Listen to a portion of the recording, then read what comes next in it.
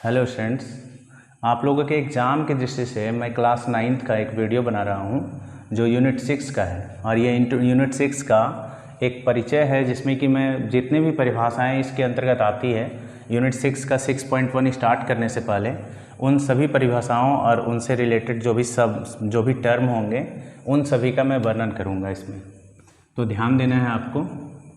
हम लोग पढ़ने जा रहे हैं इंट्रोडक्शन। ये इंट्रोडक्शन किसका है? रेखाएं एवं कोण, यानी लाइंस एंड एंगल्स। ठीक है, तो ये जो है ये यूनिट 6 है, क्लास 9 का यूनिट 6, जिसमें कि एक्सरसाइज 6.1 का ये इंट्रोडक्शन है। तो पहला सवाल देखिए, पहला क्वेश्चन है बिंदु।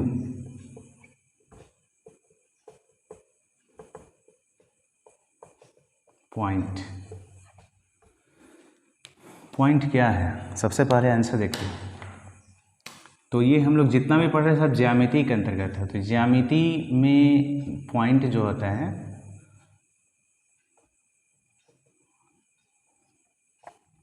तो वह ज्यामिति आकृति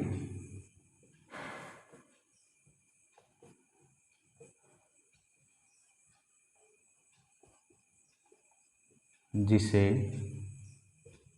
न लंबाई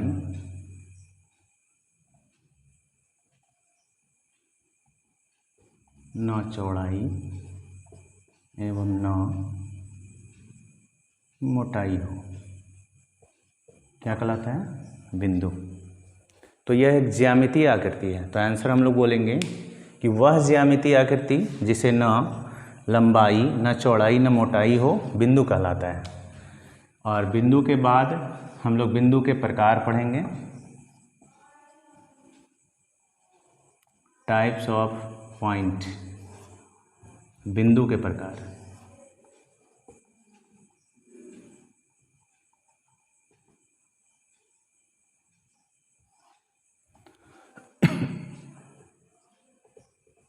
पहला है संरेख बिंदु।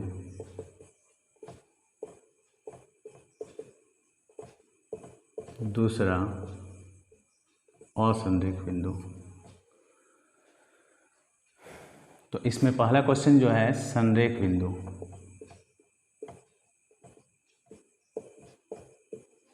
संरेख बिंदु क्या है? तो इसका क्या है कि अगर दो या दो से अधिक बिंदु, दो से अधिक ही होना चाहिए, दो से पता नहीं चलता, मतलब दो से अधिक बिंदु। आंसर होगा कि यदि दो से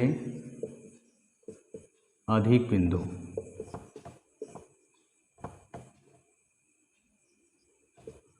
एक सीधी रेखा पर स्थित हो,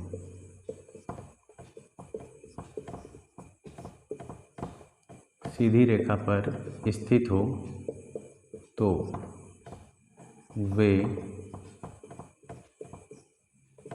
संरेख बिंदु कहलाते हैं।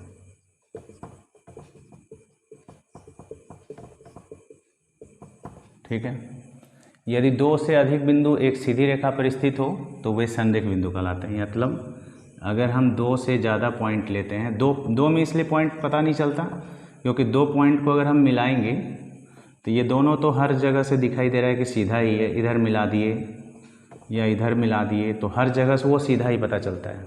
इसलिए दो नहीं, दो से ज़्यादा हो तो पता चलता है आसानी से। कह रहा है कि अगर दो या दो नहीं, दो या नहीं, दो से अधिक बिंदु अगर एक ही रेखा पर स्थित हो तब जा कर के वो कहलाता है संरेख बिंदु। ठीक है, तो ये संरेख बिंदु है, ये वाला।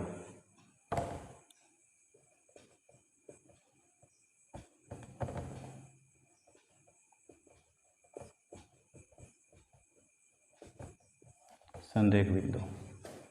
अगला पॉइंट है असंरेख बिंदु।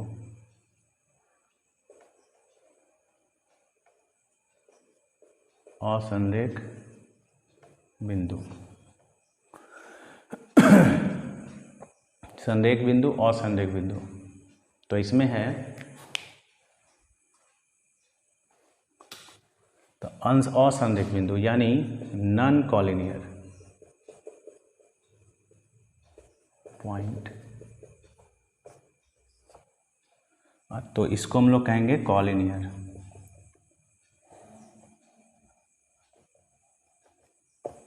Collinear point non collinear point असंरेख बिंदु मतलब कि दो से अधिक बिंदु, यदि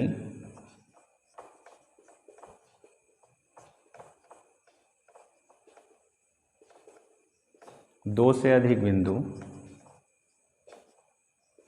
एक सरल रेखा पर स्थित न हो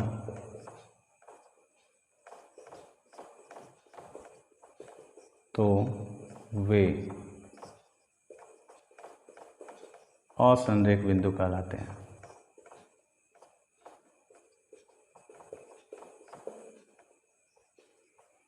ठीक है, जैसे कि हम एक पॉइंट यहाँ ए ले लिए, एक पॉइंट यहाँ बी ले लिए और एक पॉइंट सी, तो हम देख रहे हैं कि ये तीनों क्या है, एक अलग अलग, मतलब ये सीधी रेखा पर नहीं है, इसलिए कहलाएंगे असंरेख बिंदु। ठीक है, अगला क्वेश्चन है, अगला क्वेश्चन है रेखा। रेखा, लाइन, रेखा क्या है? तो यह भी एक ज्यामितीय आकृति है, तो ज्यामिति लिखेंगे वह ज्यामितीय आकृति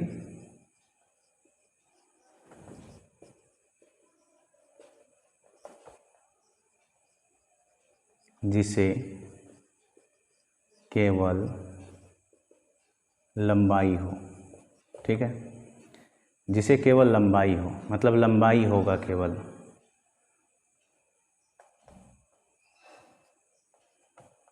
इसका नाम हम लोग ए और इसका बी ले लेते हैं।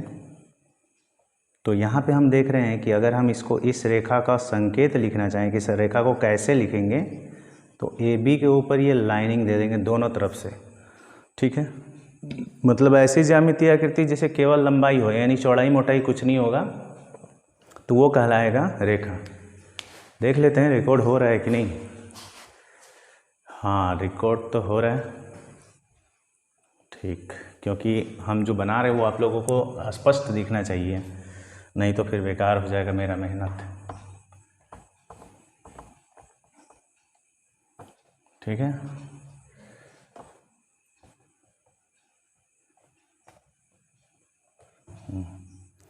रेखा, रेखा में हम क्या बताएं कि वह ज्यामितीय आकृति जिसे केवल लंबाई हो, रेखा कहलाता है। रेखा का संकेत है ये। अब इस रेखा के संकेत में क्या है, ये इसका संकेत है रेखा का।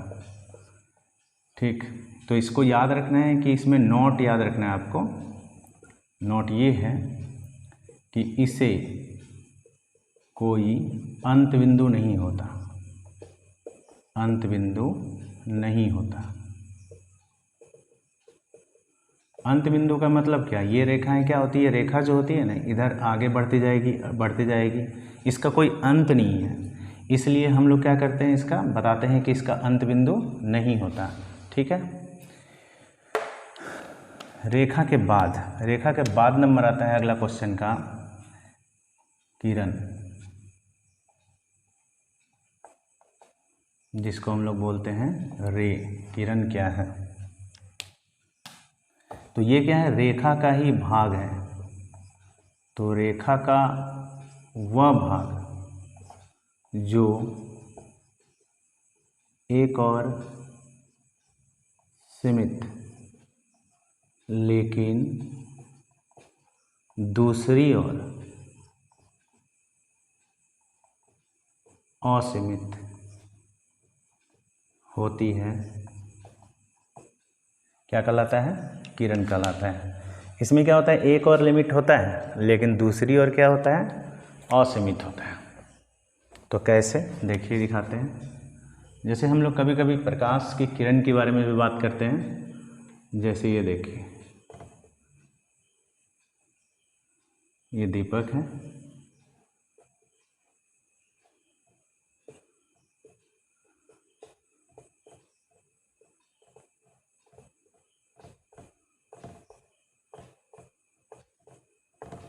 ठीक है।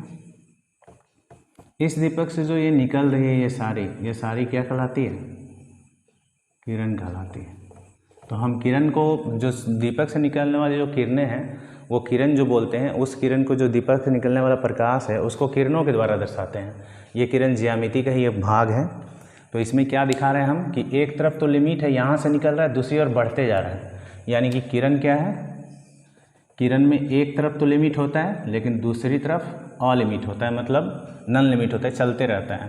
तो यहाँ पे किरण का अगर हम संकेत लिखें तो इसका संकेत होगा ए बी के ऊपर इस तरह का। तो इसमें देख रहे हैं एक तरफ तो सीमित है, यानी एक एंड पॉइंट है, लेकिन दूसरी ओर नहीं है।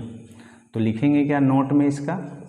इसके नोट में लिखेंगे कि किरण में एक अंत बिंदु होता है, एक अंत बिंदु होता है। ठीक है, एक अंत बिंदु होता है किरण में। इसके बाद नंबर आता है रेखाखंड का, जिसको हम लोग बोलते हैं लाइन सेगमेंट। ठीक है, रेखाखंड। तो यह भी रेखा का भाग है। तो हम लोग लिखेंगे रेखा का वह भाग जो दोनों ओर से क्या हो? सीमित हो। तो रेखा का ही भाग है, और ये क्या है कि दोनों ओर से सीमित है। दोनों ओर से सीमित होने का क्या मतलब है कि इस तरह से ए बी, देखिए दोनों तरफ से है। तो इसका संकेत हम लोग क्या लिखेंगे? इसका संकेत हो जाएगा ए बी, और इस तरह का लाइनिंग देंगे। तो इसके नोट में क्या आएगा कि इसे दो अंत बिंदु होते हैं।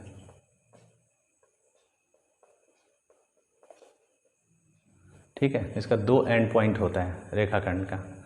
अब रेखाखंड के बाद हम लोग तो लिख लिए किरण, रेखा, रेखाखंड। इसके बाद नंबर आता है क्वेश्चन का कोण। ऐसे हम लोग यहाँ पर रेखा का परिभाषा दे सकते हैं, रेखा के प्रकार में बता सकते हैं, जो बहुत ज़रूरी है टॉपिक। वो रेखा के बारे में ही पहले हम लोग पढ़ रहे हैं, तो रेखा के बारे में ही बात कर लें।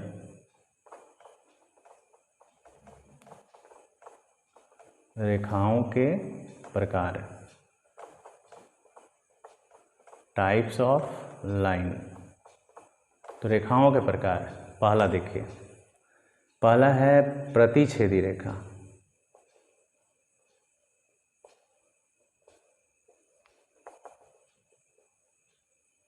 Intersecting lines. ठीक है, दूसरा है समांतर रेखा, जिसको हम लोग बोलते हैं पैरेलल लाइंस। ठीक है, और तीसरा होता है लंबवत रेखाएं भी जोड़ सकते हैं, इसमें बहुत सारी होती है। तो लंबवत रेखाएं,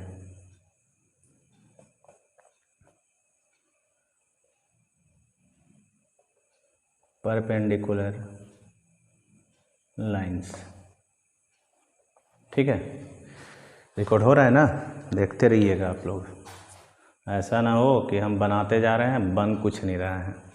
तो क्या है कि रेखाओं के प्रकार में बोले कि टाइप्स ऑफ लाइंस, इंटरसेक्टिंग यानी प्रतिच्छेदी रेखाएं, समांतर रेखाएं, इसको हम लोग असमांतर भी बोलते हैं, मतलब समांतर को अप्रतिच्छेदी रेखाएं बोलते हैं, और फिर लंबवत रेखाएं।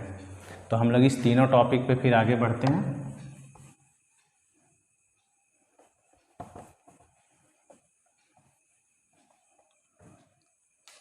पहला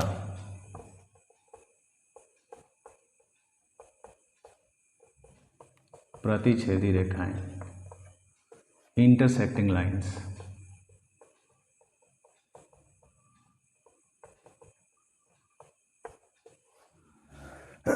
इंटरसेक्टिंग लाइंस, इसमें क्या है कि यदि दो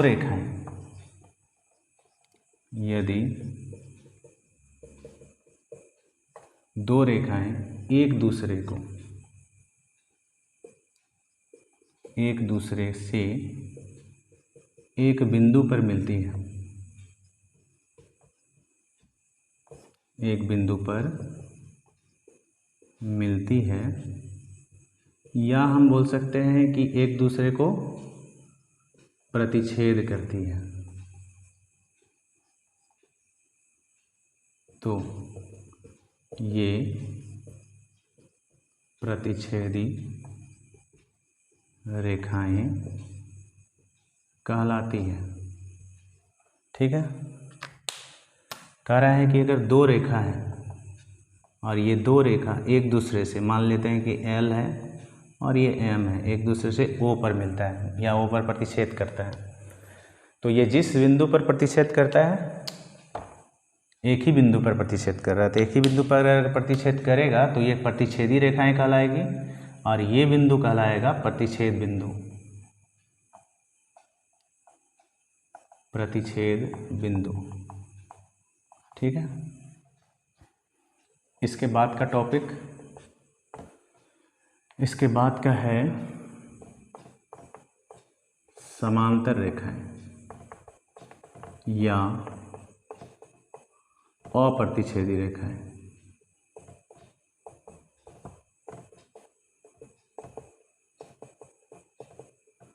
अप्रतिच्छेदी रेखाएं यानी पैरेलल लाइंस।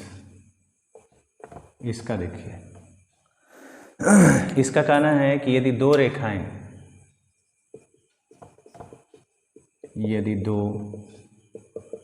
रेखाएं एक दूसरे से किसी भी बिंदु पर न मिले या किसी भी बिंदु पर प्रतिच्छेद न करें, किसी भी बिंदु पर प्रतिच्छेद न करें। ठीक है, इंक थोड़ा सा ख़त्म हो गया है, 1 मिनट।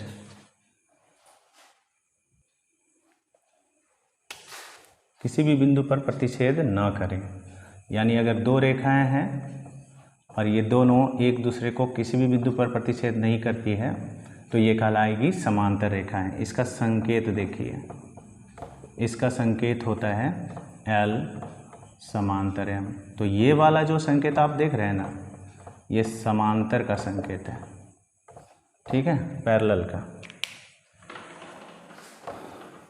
अब लास्ट देखिए, एक और टॉपिक है बस, इसके बाद है लंबवत रेखाएं।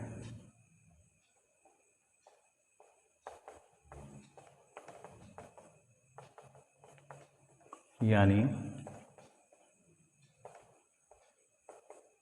Perpendicular lines. परपेंडिकुलर लाइंस यदि दो रेखाएं एक दूसरे से